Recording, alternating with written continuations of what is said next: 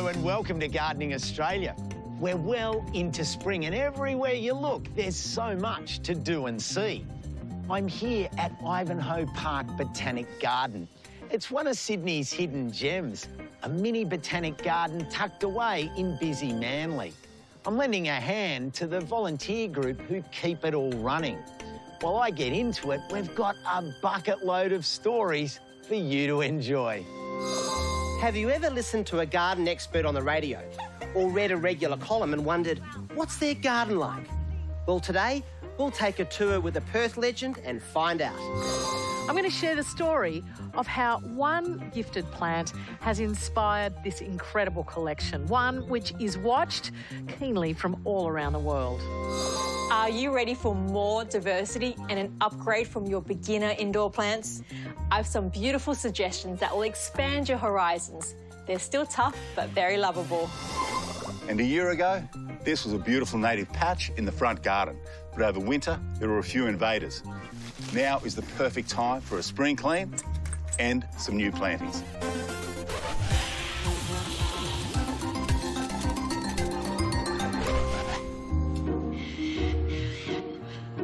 Today, I'm on Sydney's northern beaches in Ivanhoe Park.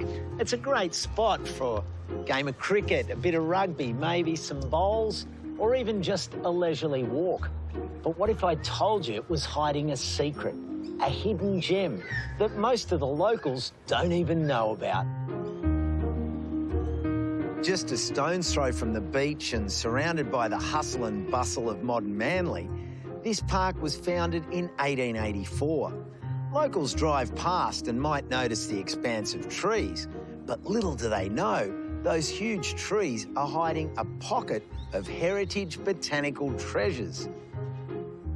Lloyd, what an amazing place. The feeling in here, you're just totally away from the hubbub of Manly. Yes, been here from round about 40 years or 50 years after they established the colony. And it became the place for people to come on weekends to enjoy themselves. Lloyd discovered this place in 2003, and after volunteering for 5 years, he's now the president of the Friends of Ivanhoe Park volunteer group. I hear there's some pretty interesting history to this place. The wildflower shows started fairly early on, and they were always under the auspices of the government house. And usually it was the governor's wife that organised them. And they used to sweep the whole area, pick wildflowers and put them on these houses that they had built in the garden to show people what sort of flowers they would see if they went to, say, North Head or over to DY. So literally one of the earliest wildflower shows. Yes, but in those days, they didn't realise they were actually taking them from the land and not replacing them. When the flower shows stopped, it enabled the flowers to grow in the area. And today, fortunately, we see wildflowers only because they did stop the flower shows, and it's the best thing that's ever happened for this garden, but the whole of the green space up and down the coast from one end of the northern beaches to the other. What a fascinating bit of garden trivia. Now it's about time I find the people who keep this garden growing. The beating heart of the garden, the volunteers. Well, I can hear the sounds of gardeners at work up here. What a place. This is amazing up in this part of the gardens. So what motivates you to come out on a fine morning like this and get involved? Love of plants. There's nothing more relaxing than pulling out a weed. Where did you get this love of plants? Always loved it. It's good exercise. You don't see any sick gardeners. What do you love about being out here? It's got a wonderful history. It's rich in its culture with Manly. Standing here and looking out, I'm not in Manly, I'm in the Royal National Park. Typical sandstone rock outcrop, the Angophora is growing up here. It's the way it would have been hundreds of years ago. It's very beautiful. The people who walk through here, when they see us, they stop and they just say, look, you're doing a great job, keep going. So it's a good purpose. Once the park became heritage, the council did a full census of the garden, revealing over 400 different plants across about 92 different species. And it's got one of the most interesting collections of trees you'll find anywhere in Sydney. Lois, you've got a pretty good understanding of the trees in this collection. Why is it so special? It's a very unique garden in the Northern Beaches. It's one of the oldest gardens in Sydney with what we call our legacy trees, the figs and the Norfolk pines. And then over time, more and more trees have been added. So we have 4 different Araucaria trees, including the bunya pine, the very large bunya pine. And we have 5 different species of fig. And then we have single trees that come from other parts of the world. We have a silk floss tree from South America. We have a cottonwood tree from America. We have a tree from Africa, a yellowwood. And what is so special about the collection of trees here? The heritage value, because the trees that were planted starting in the 1860s. But the trees that grow now in the Sydney area will not all survive if the climate changes. We've been told that Sydney will become more subtropical, like Queensland, and so some of the rainforest trees that we've got in the garden will probably be the trees that will survive better in Sydney in years to come. This place has a wealth of fascinating plants, but it couldn't survive without the dedicated team of volunteers working hard to maintain this magnificent garden. And no matter what their capability, everyone adds value. I was told I'd find you in this part of the garden, Judy. Hi. What's going on here? Well, welcome to our sensory garden. And it's for people who have different levels of ability in all sorts of ways. First of all, you'll notice all the beds are nice and high up off the ground. Yeah. For oldies like me who don't want to be down on our hands Crouching and knees down. digging. Yeah. But also people who are in wheelchairs, people who might have different levels of mobility can appreciate it without having to be down at ground level. And then in each of the beds, nice soft lamb's woolly kind of ears. Yeah. Herbs that have different smells. Yeah. Roses, when they're flowering, have beautiful scents. Colour. So it's designed in the different beds to have different ways of appealing to people's senses. So should you appeal to my sense of weed removal? Well, yes, please, have a trowel. Here we go. Here we go. Lloyd, I have had the best day. I can see why you love this place. I'm glad you can. We've got to tell more people about it so that they can come in and enjoy it as much as you did. And thank you very much for being here and enjoying it. Been a treat. Good. This place has everything I love to see in a garden. It's bringing local community together to preserve botanic heritage and improve public space. You can't get much better than that. So I suppose there's a lesson for all of us. Stay curious out there. You never know what could be right under your nose.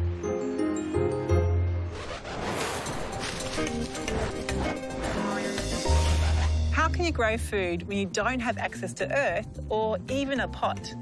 Well, have you ever considered growing in a pillowcase? I have. Simply get one, fill it up with quality garden soil, some leafy greens and some mulch, and off you go. An added tip is to use an old milk crate to put the pillowcase into. This will extend the pillowcase's lifespan because it's not very durable. It also means it's easy to pick it up and carry it around to chase that sun if you need to. The main thing to remember is that there's always a way to grow food. Sometimes you just have to get a little bit creative. What causes all the scribbles on a scribbly gum? Scribbly gum moth. The larvae of these moths make scribbly patterns as they tunnel through the bark. They're eating sugars produced by the tree that pass through the cambium layer, just beneath the bark surface. Now, this pattern of moth graffiti is also found on snow gums and even on some rough bark trees. but the scribbles are most prominent on the scribbly gum, Eucalyptus hemistoma, from which the gum moth is named. What is a geophyte? A geophyte is a term used to describe many plants with underground storage organs, like bulbs, corms, tubers, or rhizomes. It's a tactic many plants have evolved to store water and nutrients to use during tough times. It makes them useful garden plants and delicious foods too, like potatoes and onions.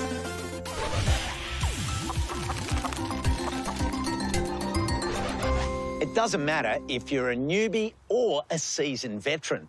Learning from others is invaluable. More often than not, two brains are better than one. Yeah. Exactly. Well, Josh is checking in on a gardener he first visited back in 2007, who's become a Perth legend, dishing out gardening advice to all comers. But if you ask for creeping boobiala... What? A creeping boobiala, they won't give you a coastal bird. What they'll Welcome give you back is a to fabulous July ground 2007, cover. Very, very when John Howard was our Prime Minister. Kerry O'Brien was on the telly most weeknights presenting the 7:30 report, and the iPhone had just been launched. Josh Byrne! How are you? I'm great. Great to see you. Welcome. God, the garden's looking fantastic. Oh, my heavens above, if it isn't Josh Byrne, welcome. Sabrina, lovely to see you. Come and have a look at the garden, because so much has changed since you were here last. It's looking fantastic.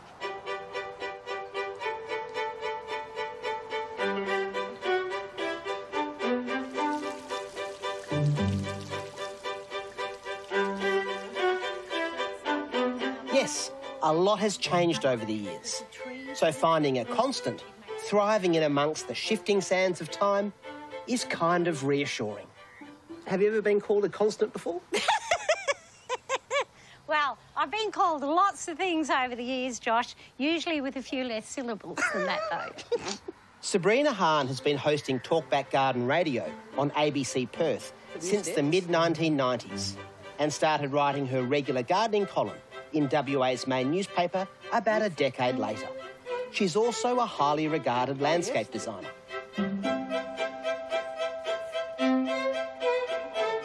It's so good to be back in her garden, 16 years after our first visit. Now, you just planted this verge last time I was here. Yeah, it was all little baby plants, and look at it now. go. I know, I love this Melaleuca viridiflora. The wattle birds nest in it every year. But now I've got this canopy, Josh. I've got sort of a beautiful filtered light comes through. I've got eremophilas, grevilleas, isopogons, caperberry bushes, banksias. You know, it's a real big diversity to try and create that habitat. So vibrant and beautiful. There were 3 Madagascar baobabs from memory. Yeah, so 2 died. Right. However, I planted out the Queensland bottle tree. So 3 of them, they've all survived. So they're much better in our climate. I've really had to nurse the Madagascan along. They are magnificent now. And how about the cousinette? What a great green carpet. I know. And did you know, Josh, that they sucker? So they'll send a little stem out and then they go bloop, and then another one, bloop. So I had 4 cousinettes. Is that right? Yeah, and now I've got that many. Adaptive reuse of the grass tree trunk? I know. It died, and I really loved the structure of it, so I thought, oh, I'll make that as sort of a living dead plant specimen. So I put bromeliads and orchids in, and they actually love it. And the bromeliads fill up with water, and then the little birds come and get the water from the inside. You know, it's so generous what you've done here with this verge garden, giving back to the street in the way you have. Are you a bit surprised that it hasn't taken off amongst your neighbours? I know. I sort of, I did this because I wanted it to be just mildly inspirational so that people would look at their verge and go, oh, we can do that with that. It doesn't require much water. But I don't know, Josh. Something's gone wrong somewhere. Well, I think it's magnificent. Oh, thank you, Josh.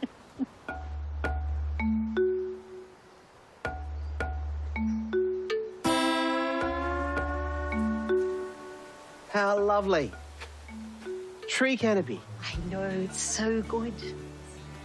So, Josh, you may remember this tree was here. That's a lemon-scented gum. There were two. One died. That's right, it was here, wasn't it? Yeah. And these lemon-scented gums make a magnificent backdrop. Aren't they stunning? In fact, they were part of the reason why I actually bought this place. Yeah, it split in half, but this one's really healthy. But I really missed having canopy cover, so I planted this beautiful poinciana tree, and it's only 6 years old. Amazing. I want the poinciana to give shade to the veggie garden in summer. Look, what I love is you've got different layers of canopy. Obviously, Yep. the towering lemon-scented gum, and this thing literally is a animal apartment. I mean, look at all the nests up there. I know. And then you've got, you know, this very graceful, broad poinciana, but also the copse of small eucalypts up the back. Yeah, so they're Eucalyptus sinandra, and the honey eaters absolutely love it. And what I found out observing the garden is different birds go to different places in the garden because of different levels of vegetation, like you said, layers of the trees. So it's important to bear that in mind, that birds like to go to different areas. And I can see there's trees with food for you over here. Ah, yes, there is. I often hear you give tips to people about growing fruit trees on radio, and it's really nice to see you actually practicing what you preach, like controlling fruit fly with nets and lures. Yep. And because I so love to eat, I wanted to really plant as many fruit trees as possible. So the Perth climate is ideal for all the Mediterranean fruit trees. They do so well here. Soil prep, everything. Soil prep. How would you describe this garden? Well, it's pretty eclectic, that's for sure. But I would describe it as a garden that's habitat for all things. Humans, birds, insects, reptiles. So I really wanted to create a garden that was for, not just for me, but for everything that lives in my area. How has the garden changed over the years? Many of the plants that I put in when you first arrived a lot of them were plants that my grandmother and my mother had in her garden. And with warmer temperatures, less rainfall, it became very apparent that they are no longer sustainable. That kind of gardening isn't sustainable. So I really tried to hydrozone my garden. So the areas where there's fruit trees and the veggie garden are closest to the house, they require the most maintenance and the most water. And then as you move away from the house, much more native gardens to create a much-needed habitat in urban areas. How has the garden changed and your garden practices changed as we've all grown a bit older? Well, that's inevitable, really, isn't it, Josh? So I've been in this garden for probably more than 20 years.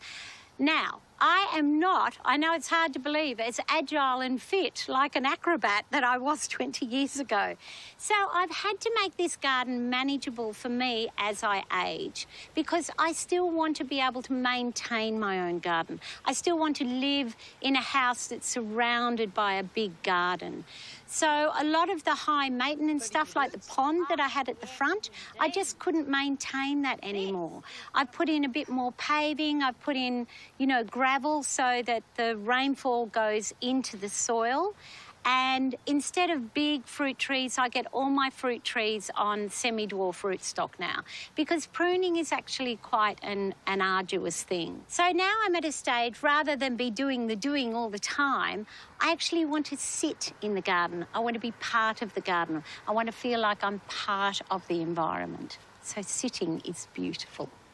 With urban infill, people are dealing with smaller spaces to garden in. What would be your advice to them? Gardens are more important than ever before. Just because you have a small space doesn't mean to say that you can't have a garden. This garden here is not a typical garden, but I've got small trees, small shrubs, grasses, ground covers. You can have all of those in a small space. To me, this garden seems to be a bit of an experimental lab for you to develop your ideas. Do you take your learnings out into the gardens that you're designing? Absolutely. The way I design gardens now, very different to the gardens I designed 30 years ago, because this is an experimental place. So now I know what works on what soil type. I know what plants work and what plants don't work, and I'm very, very strong on making a garden sustainable.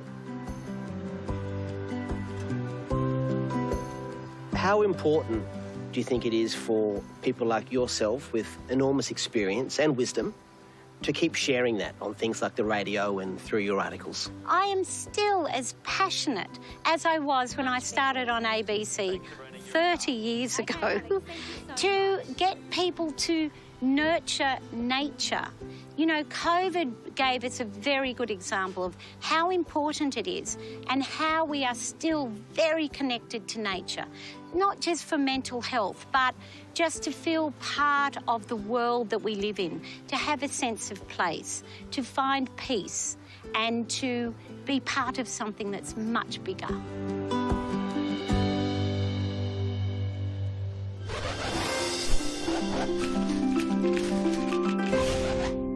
Gomphrena globosa, the globe amaranth, is a beautiful tropical which originally grew from Brazil to Mexico. Reaching between 30 to 60 centimetres high, it's now cultivated worldwide in warm climates and used as a summer annual in temperate regions. Globe amaranth is mostly grown as an ornamental. From seed, they take 10 to 12 weeks to mature. These plants require freely draining, well-dug, compost-enriched soil in an open position like this, where they can receive at least 8 hours sunshine each day. Now, they are tolerant of periods of drought, but to get the best results, they need to be watered regularly. And under those conditions, they are incredibly heat-tolerant and they flower for a very long period. When I managed Sydney Botanic Gardens, which is in a warm temperate climate, we sowed Gomphrena in early October, planting them out in early November for colour from Christmas and New Year almost into autumn. Here in subtropical Brisbane, a couple of years ago, I sowed this entire border with Globe amaranth. I sowed them in late January and they started flowering in March. And this self-sown volunteer is a souvenir of that mass planting. The flowers are really long-lasting, either as fresh-cut flowers or dried.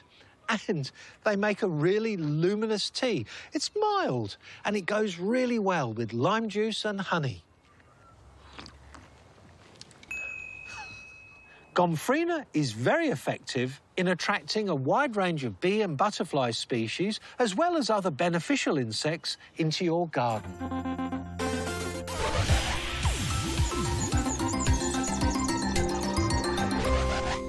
I know for a lot of people, succulents are the gateway into gardening. They're cute, they're small, they're collectible, and before you know it, you wake up one day and you're surrounded by them.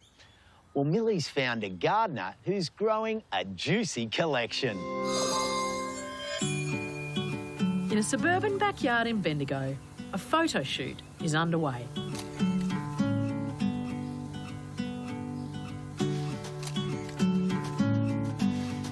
This is Catherine Delmenico, and this is the sea of succulents that has become her life's passion. A passion which incidentally has a worldwide following of almost 200,000 people on Instagram. I discovered you through a friend on Instagram. How did that come about? I just created an Instagram account because I found I was posting photos onto my personal Facebook and I thought, I don't want to spam my friends with all these pictures of plants, so I'll create an Instagram page, and then from there I just got all these people following, liking. We really like your plants, and it just sort of took off from there.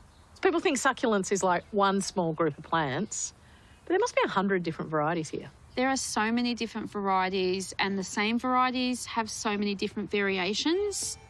So I noticed where you're multi-planting lots of the spreading forms together. It almost looks like a coral display in the ocean. They're so pretty. Well, I like putting them into a mixed pot and then they grow into each other. When I do it, I sort of plant the same plants into the pot with the same lighting and watering conditions, so then they all survive together. But when I plant them in, I will put ones that spill over the side out the front, and then you have ones that just grow up and tall, and I'll stick them in the back, just so you get a nice aesthetic of plants together. How did this passion start for you? I didn't like gardening. You know, as a child, Mum always encouraged me to come into the garden with her. I liked playing, but I had no interest in the actual planting and gardening. But then my mum gave me a succulent, and that's where the love of succulents started. What was it you loved about it? I think the thing I really love is the colour, and they're easy to propagate. It's very rewarding getting, you know, another plant within 6 to 12 months. And before you know it, you've tripled your collection. So this is where I'm putting all my plants that I've been propagating. I've got little trays here. So what I'm doing is I'm planting them, and when they get a little bit bigger, I'm snipping them and planting them back in again. So they're cuttings, and then you actually take a cutting of the cutting and get even more plants? Yeah. I've had 99% success rate. So the best way to do it is just to chop it and plant in the soil and forget about it. And I can see even, like, nothing gets wasted. You've got heaps of leaf cuttings here? Yep, so what you can do is you can take leaves off the plants, and I just sit them on top of soil. I label them, and eventually a little pup will grow on the node here. Does it matter what time of the year you do it? You'll have winter growers and summer growers, and the summer growers, it's best to propagate in the springtime, and the winter growers, it's best to propagate in autumn time when they're coming into their growing season, they're waking up. So that's the best time to start propagating. So you're doing a bit of seed growing? Yes, I am. So I'm finding succulents are a bit more sensitive to regular seeds. You can't just put them in the ground outside and grow them. The best way I'm finding is in a controlled environment. I've got them on heat mats under lights, so I can control things like the temperature, the lighting, the intensity of the light, and the hours of the day the seedlings are getting light. And these are seedlings of these? Yes, it is. So it's the same variety of these ones. I've planted them 6 weeks ago, and you can see that they're already a pretty nice size for little seedlings. Catherine, anyone who follows you on Insta or has seen this collection today will be pretty flabbergasted by how successfully you grow so many different plants in containers. What is the secret? The secret is the potting mix and matching it with the right plant. This is just a general cacti and succulent potting mix. I've put a little bit of perlite in there to give it a bit of drainage. When you have long periods of rain, you want the water to be able to drain free and not sort of clog up and rot the plant. Can all of your succulents go into that kind of basic mix? I have found that some are more sensitive to the water than other plants. So I use this little mix here. It's just more of a grit mix. It is. It's like pure fine gravel. Yeah, so what happens is the water can travel straight through, the plant gets the little bit of water that it needs. And then I see a bit of a gravel mulch on most of the plants as well. So I put a top dressing on there. It's mainly for decoration. You know, when you're looking at the plants, it looks quite nice having that lighter colour contrasting with the plant in the pot. And it stops the potting mix drying out really quickly too, because when you've got as many plants as I do, watering every single day is a chore.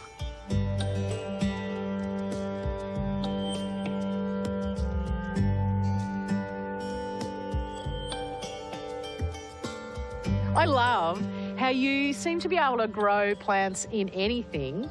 You're making containers of your own, and you're going to give us a tip on how to do it. So I'm going to put a drainage hole into this ceramic pot. Yep. What you need is some type of old towel, tea towel. You put the pot on there just to protect the pot when you're drilling into it. Then the next step is to put some water on top, mainly just to stop it from cracking. Then we need to drill the hole with the drill. So that's a special bit? Yes, so that's a diamond drill bit, which you can get from any hardware store. Basically, what size do you want your drainage hole? You just get the size based on that. When you drill, you've got to start on an angle. You get a little indent into the pot there, so it stays very secure when you're drilling down.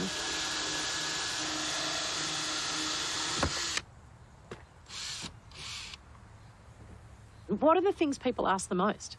A lot of people ask, how do I get colourful succulent? To answer that question quickly is the right amount of light. A lot of people put them up on the windowsill, but it's not enough light. They need to be outside, and the best time is morning sun before lunchtime because it's nowhere near as harsh as the afternoon sun, which can be really damaging to some plants, especially when we're getting those really high temperatures. In your garden, which I think is pretty full of treasures, you say this one is particularly special. Yes, this is a new one I've got. It's new into Australia, and there's not many of them. And as you can see, it's really pretty. It's really beautiful, but what is it that you love about it? So I love the colour. I mean, that's my favourite thing about succulents is this beautiful colour, especially this deep purple. This one has a lot of frilly edges. That's something I really love about succulents. That's pretty exciting new plant to add to the collection. Yes, it is, and I can't wait to see what it looks like when it finally matures.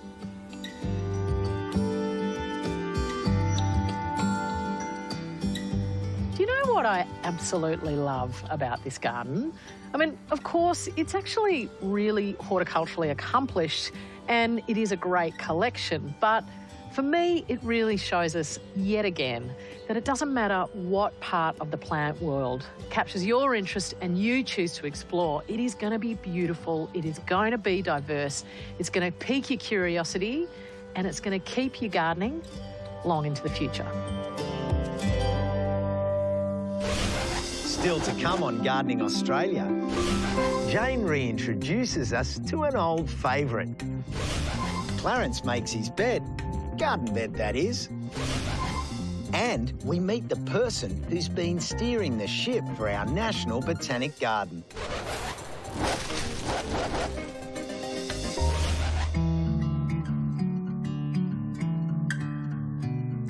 Are you ready for more diversity and an upgrade from your beginner indoor plants? You know, the ones that forgave most of your early mistakes and pulled through despite requiring emergency hospital care? I've some beautiful suggestions that will expand your horizons. They're still tough, but very lovable. Monstera have massive box office appeal with their huge monster leaves that demand front row attention. They have a fast-growing habit that can rapidly turn your lounge room into a tropical backdrop. It's easy to see why the Monstera has rapidly become the go-to indoor plant. They are from a big family of plants known as aroids and all enjoy a loose epiphytic soil mix, bright indirect light, and something strong to climb up. If you wanted to try some of Monstera's extended family, I'd recommend Monstera stanleyana, Philodendron silver sword, Philodendron lynette, or Philodendron bipenifolium. Or what about parlour palms? They're an indoor plant classic, delivering an air of elegance to even the dimmest and most awkward of spaces. Another one of my favourites is the Bangalow palm, which is native to warm coastal regions of subtropical New South Wales and Queensland. It's more cold-hardy than most palms and will grow quickly into an impressive specimen. Like many palms, it prefers plenty of water and a well-draining mix. Okay, so when you've cracked how to grow a maidenhair fern by understanding their particular moisture needs, you're ready to step up. Tenanthe Greystar is a stunning addition for your home, with its grey leaves on one side and tinged with a purple hue underneath. However, it is tricky to grow and you need to master their very particular watering tolerance for it to thrive. In summer, you want to keep the soil moist but not soggy. To monitor this, test the first 5 centimetres of the mix with your finger. If it feels too wet, let it dry out for a little longer before watering. Overwatering Tenanthe will encourage fungal issues or root rot. In summer, try watering a couple of times a week, but always testing the soil moisture first. During winter, water less and use tepid water. They don't like a cold bath. So if you're ready to upgrade your plants and broaden your plant experience, branch out and help your home reap the rewards with some new friends.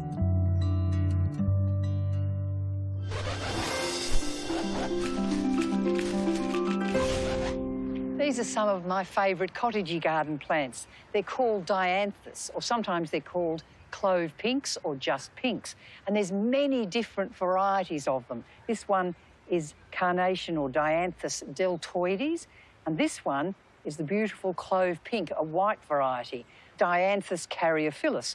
And the petals, don't they look just like someone's got pinking shears out and cut them all round like that? A magnificent fragrance. As well as that, these pretty flowers are actually edible.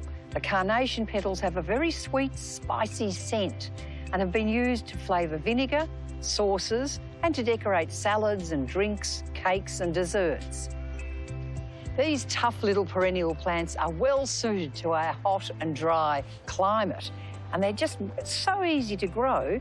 Just put them on the edge of a garden bed as long as it's a sunny spot, and you'll find that they will do well. Well-drained soil is always good, and slightly limey because they don't mind living by the coast, and they're perfect for rockeries, raised beds or pots. And they grow so easily from seed, or in larger clumps you can divide them up, or you can take a cutting. Dianthus, all-round good plants because you can use them in the kitchen, you can use them as cut flowers, and the fragrance is magnificent, and also they flower for a very long time over spring and on into summer. Easy to maintain, just snip them back when they get a bit big, and away you go. What a great plant to have in any garden.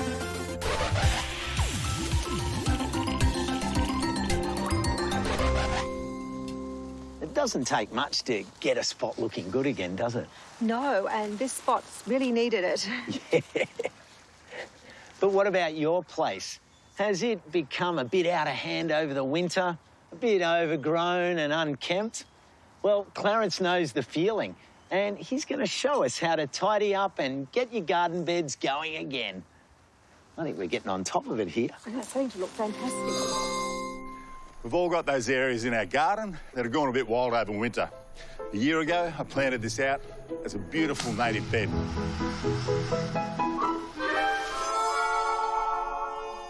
But I haven't really had the time to maintain it. Spring is the perfect time, not only turn over a new leaf, but the new patch of ground. So now it's time to clear the overgrowth, see which natives have survived the invaders. Things like nasturtium, the taro, the yucca, they've just self-germinated from a previous incarnation of this bed as pretty much a veggie and herb patch. So I'll get in, clean it right up. I'll add a bit more sand so that this bed is really free draining. Add a heap more natives, make this bed pop. Now, the nasturtiums really have taken over, but so much of this plant can be eaten. Now, we can pick all these up. The leaves are edible. The flowers are edible, and lots of people use these as a salad addition. But for me, it's really just been keeping the weeds out. Now, I do want to be reasonably careful with these because they can just continue to drop the seeds. So try and bag them up, try and get rid of every part of the plant.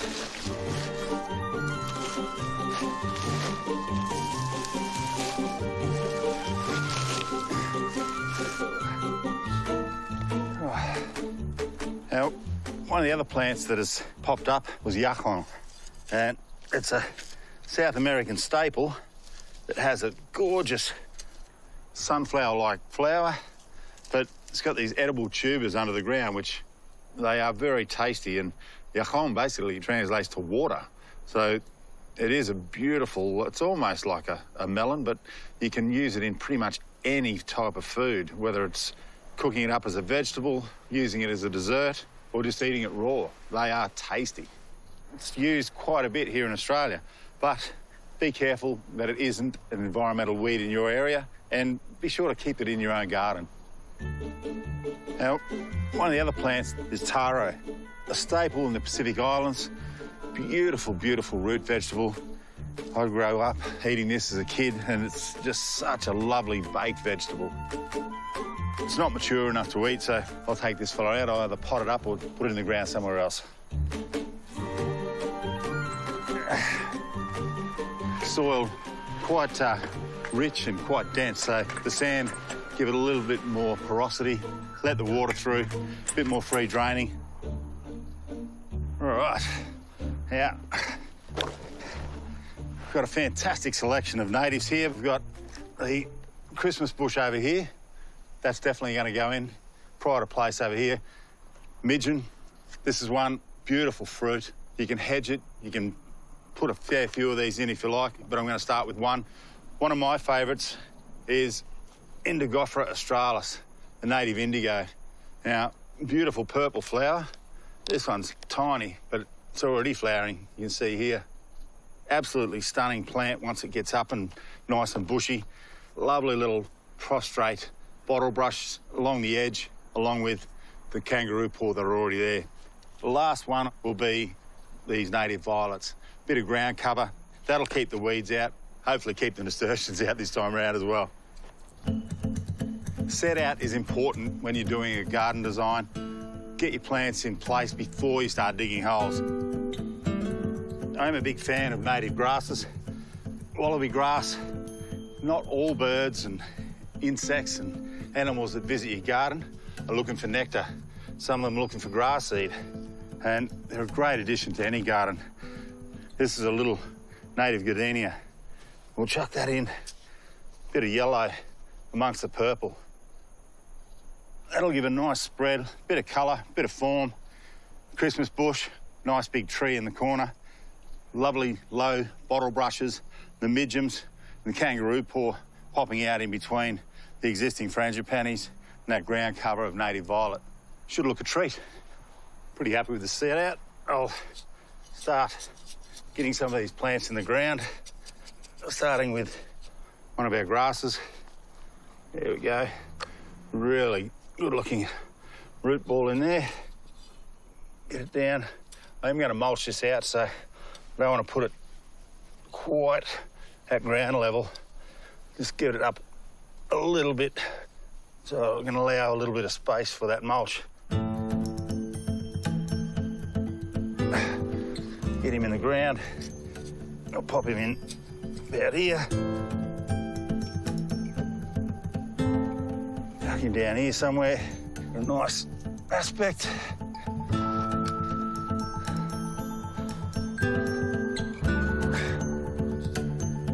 Pop him in there. Yeah.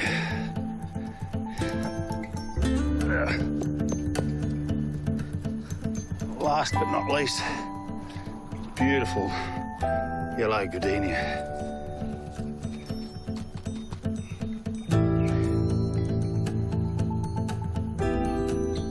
Now a nice light mulch layer to finish off. It looks as neat as a pin. The mulch will keep the weeds out, keep the moisture in. These plants are going to love it.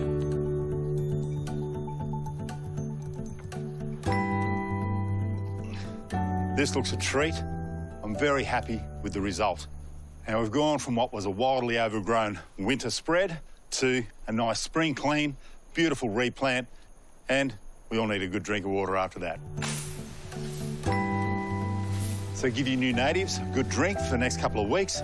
They'll be ready for summer, and away they go.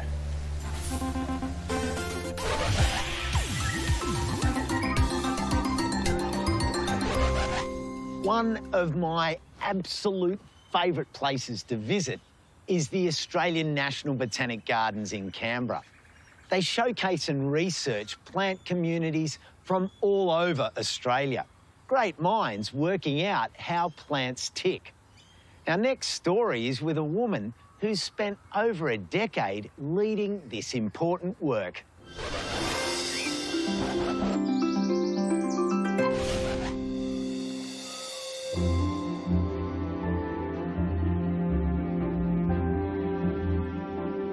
I've had a passion for plants for a long time, and I think plants really form a bit of a context of how I exist. I need plants around me, and they stimulate me to think more about it. So I like to know how plants tick and, really what's their role and their function. I'm Judy West, and I've been the Executive Director of the Australian National Botanic Gardens here in Canberra for the past 13 years, recently retired.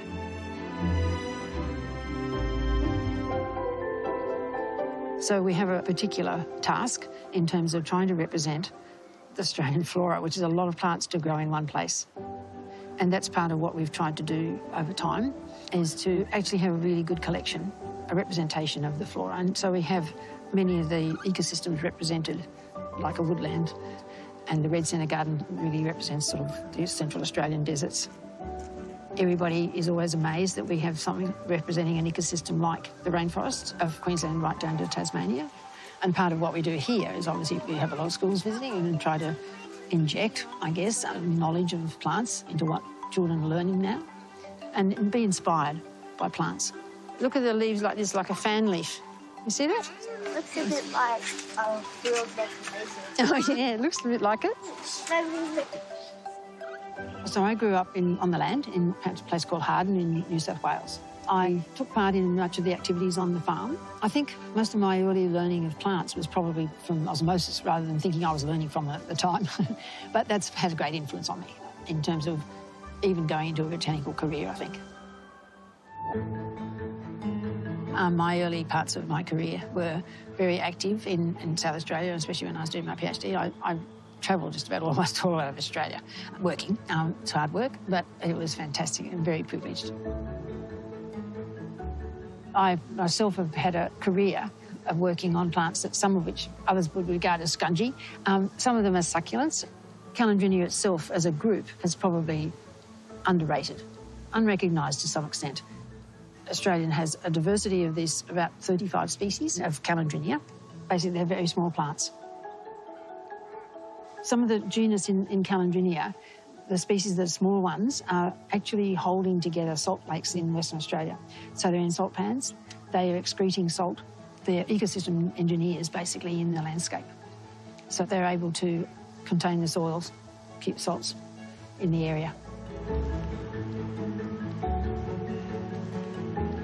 There is a collection here of a Calandrinia taxon. The interesting thing about it is we're growing it because we're not sure what the name is or what the species is. It's probably a new species, new to science. It's from the Chewings Range, which is in the West Macdonnell Ranges of the Northern Territory. One of the things about Calandrinia is that some species are self-pollinating and others are outcrossing. And so the strategy that uses these outcrosses are having male and female parts in the same plant maturing at a different time. The species that are self-pollinators are usually because they're lower in the landscape and there's not insect pollinators available, and they're producing their flowers for a very short time. And so the self-pollination is a much more efficient way to go. So the Calandrinias as a whole in Australia have succulent leaves.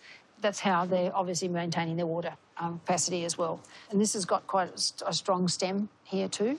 Because they're succulent, they're very difficult to dry off, and especially when you're in the field, you might take days, and they end up like a black blob on a sheet. So this is one of the characteristics that there's probably less material in our Australian herbaria or in any herbaria, and they're quite difficult for people to manage. And so they avoid collecting them, except for those that are crazy enough to work on them.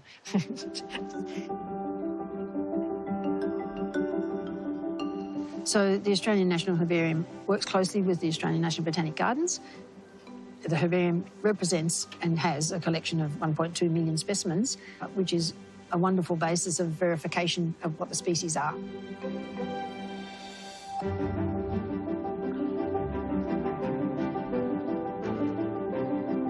I'm trained as a taxonomist, that is the classification and naming of plants and understanding how they're related to each other. And I'd undertaken my in-depth study in terms of my PhD on Dodonaea, hop bushes they're called, the common name. A big diversity, about 66 species in the genus. They occupy quite a significant role in the middle canopy of most Australian forests and woodland areas. Some of them are in arid conditions as well, but they've been sort of seen as a part of the landscape. But nobody's actually, until I started studying them, nobody had actually looked at them in terms of detail. So part of the interesting questions to understand more about Dodonaea itself, the hop bushes, was understanding how they breed and how that whole system has evolved within one genus, which is pretty interesting. So this collection is of a Dodonaea viscosa, which is one of the more primitive ends of the genus. Sort of would have been back in dinosaur times in that sort of collection. And what we can see on here are flowers that are both male and female. And over time, The other species that are related to this in the same group have evolved, so they've got male flowers and female flowers in different plants. Dodonaea, the genus itself, is wind-pollinated. We know that there's records of pollen being collected in the sky between New Zealand and Australia. So the pollen is distributed very widely. So this Dodonaea basically is Dodonaea Campfeldii. So this plant particularly is a female. There was a male in here, and the staff now are trying to find another male to put in here so we'll get fruits again. There are some old fruits on this plant, so it did fruit a few months ago. So wind-pollinated plants obviously have to keep any obstructions out of the way, like petals or anything that's showy, for pollen to get from the males blowing in the wind to the stigmas of the females. And so the females are very slender little flowers. So there's some here, and most people would not notice they were there. So this is Dodonaea biloba, which naturally occurs around Chinchilla in southeastern Queensland. Quite a restricted distribution, but it's, you know, as a horticultural specimen, it actually has potential, I think, to be used much more widely. So since I've been in the gardens here as the executive director, I've followed through on its aim of being a scientific institution. One of the areas of the gardens where we've expanded the scientific aspect and the research importance is the National Seed Bank. And the research work we do with the seeds is understanding how they germinate, and especially for the seed to be used if there is a bushfire or whatever and we need to replenish the populations in the field, then we know how to grow them. So these incubators are all climate controlled, and it's noisy as anything because basically the incubators are running 24/7, trying to maintain things like constant temperature. So we have to try and simulate the conditions of the species in the field. This particular chamber did contain some Muhlenbeckia tuggeranong, but all that material has been germinated now, which is great, and that's actually gone off to the nursery. It's a critically endangered vine. Being in the genus Muhlenbeckia, some gardeners may know that some species are weedy. So this is not. This is a real survivor in a river system near Canberra.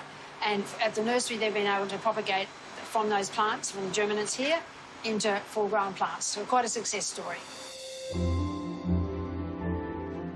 One of the things I think while I've been at the Botanic Gardens here, I've probably learnt more about Australian plants than ever before. And I also have spent a lot of time mentoring staff and mentoring other people into the botanical field.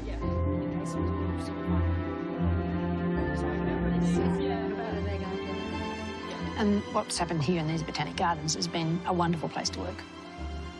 Anybody would love to work here, I think.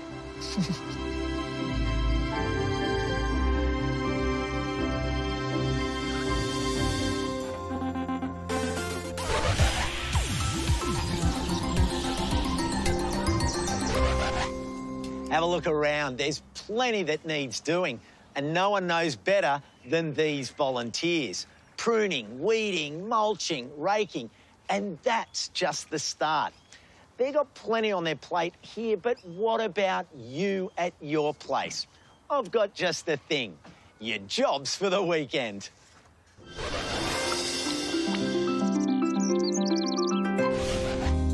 In cool areas, why not try your hand at an Espalier citrus?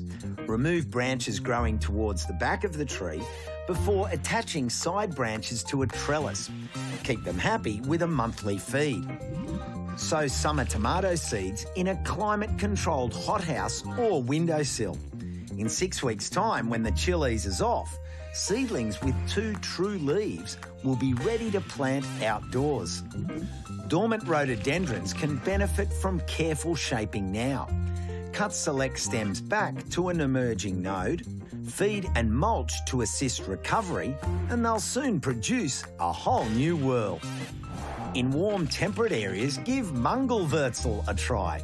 This beetroot cousin can be sown by seed a knuckle deep into composted soil. Add a cup of boron powder to the watering can and apply after planting.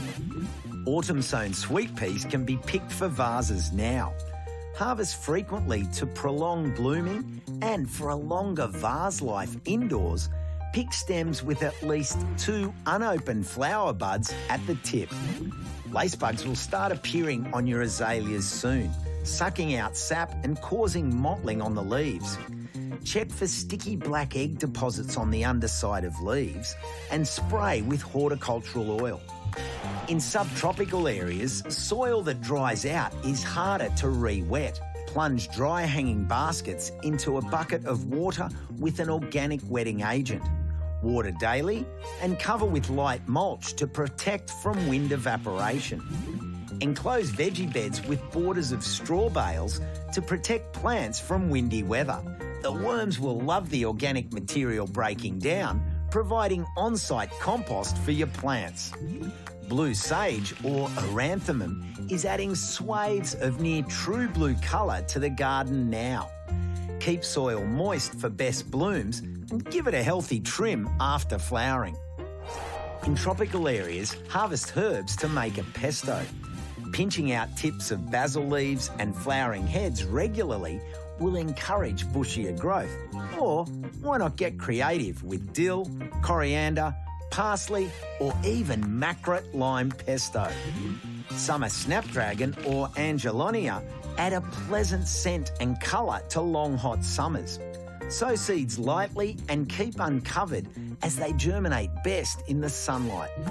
Mangoes are starting to ripen. Yes!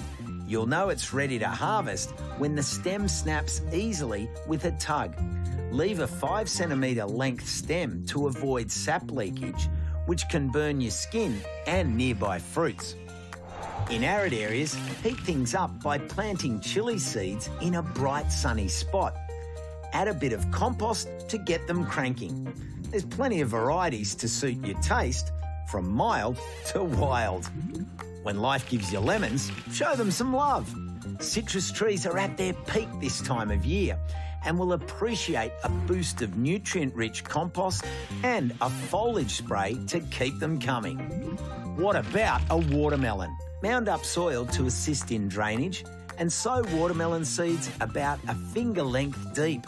Water daily for 2 weeks or until you see seeds sprouting. Well, gardeners, I reckon that should have you covered for the weekend.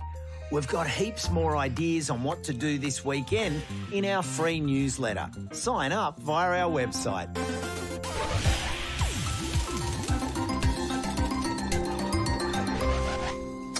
Tools down, we're done for the week. But don't worry, we've got plenty for you next time, once you've caught your breath. Take a look! I've popped over to Melbourne to visit an inner city garden that's small on space, but big on plants and style. The gardener behind it has transformed a challenging block into a productive patch, and it's filled with colour year-round. I'm meeting a botanist and plant pioneer who's transplanted his career from cool temperate Melbourne to subtropical Brisbane. It'll be a treat. And one of my favourite summer gardening rituals is planting tomatoes. They're great performers, rewarding you with loads of fruit for your efforts. I'll show you how I grow them, and I'll be testing your tomato knowledge.